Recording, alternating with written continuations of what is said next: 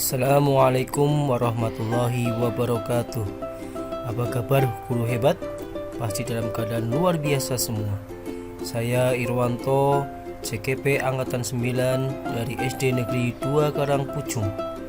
Di sini saya akan menyampaikan terkait koneksi antar materi, kesimpulan dan refleksi modul 1.1. Pemikiran Ki Hajar Dewantoro.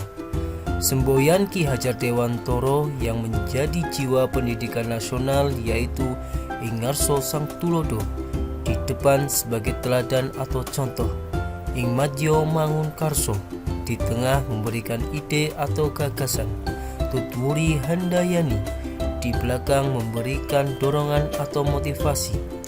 Ketiganya merupakan hal yang penting yang semestinya diresapi oleh para pendidik saat memberikan pengajaran kepada anak. Pendidikan dan pengajaran dapat memberikan tuntunan kepada kodrat anak dalam mencapai keselamatan dan kebahagiaan setinggi-tingginya sebagai manusia dan anggota masyarakat. Dengan pendidikan, anak memperoleh merdeka lahir dan batin sehingga tidak bergantung pada orang lain, akan tetapi bersandar pada kekuatan diri sendiri. Disinilah pendidik harus berpihak kepada murid. Dalam pendidikan harus sesuai dengan kodrat alam dan kodrat zaman. Kodrat alam adalah budaya yang dimiliki bangsa. Kodrat zaman merupakan sistem yang digunakan saat ini. Saat ini menggunakan keterampilan abad 21. Pengaruh dari budaya asing haruslah dapat disaring dengan catatan budaya luar dapat memperkuat budaya sendiri. Jiwa anak pada dasarnya seperti kertas yang sudah terisi tulisan, akan tetapi tulisan tersebut masih samar-samar. Tugas pendidik adalah menebalkan garis-garis samar pada budi pekerti yang bersifat positif pada anak. Budi pekerti adalah perpaduan antara cipta, rasa, karsa, dan karya yang dapat menimbulkan tenaga. Apa yang Anda percaya tentang murid dan pembelajaran di kelas sebelum Anda mempelajari modul 1.1? Yang pertama, saya meyakini anak seperti kertas kosong. Gurulah yang menulis kertas tersebut. Yang kedua, saya melakukan pembelajaran yang guru sentris, tidak berpihak kepada anak. Yang ketiga, guru tidak memanfaatkan teknologi dalam pembelajaran. Yang keempat, pembelajaran masih monoton menulis dan membaca di papan tulis. Apa yang berubah dari pemikiran atau perilaku Anda setelah mempelajari modul ini? Yang pertama, saya menganggap jiwa anak sudah terisi penuh. Saya hanya menebalkan garis-garis samar pada anak yang bersifat positif.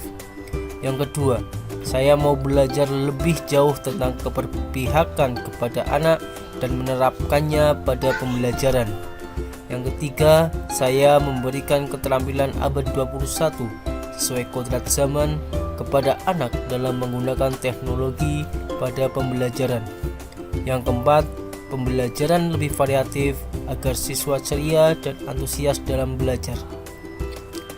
Apa yang dapat segera Anda terapkan lebih baik agar kelas Anda mencerminkan pemikiran Ki Hajar Dewantoro? 1. Saya menerapkan pembelajaran kurikulum merdeka secara baik. Yang kedua, saya menerapkan pembelajaran yang berpihak kepada anak agar anak mau belajar secara mandiri. Yang ketiga, saya menerapkan penggunaan laptop atau Chromebook kepada anak dalam pembelajaran sesuai kodrat zamannya. Yang keempat, saya memaksimalkan penggunaan sarana dan prasarana yang ada untuk pembelajaran.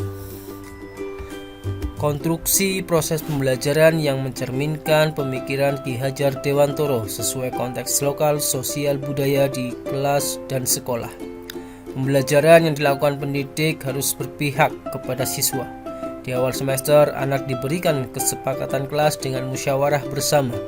Dalam hal ini, pelaksanaan pembelajaran, anak diajak untuk menghargai orang lain, berbicara, menjadi pendengar yang baik, dan berkelakuan sopan santun saat memberikan pertanyaan atau jawaban. Pembelajaran dengan penuh kasih sayang juga diterapkan. Budi pekerti baik harus terus dimunculkan dalam pembelajaran agar anak dapat berperilaku luhur. Pemanfaatan teknologi dalam pembelajaran juga dilakukan agar tidak tertinggal dengan zaman yang ada, sesuai kodrat zaman.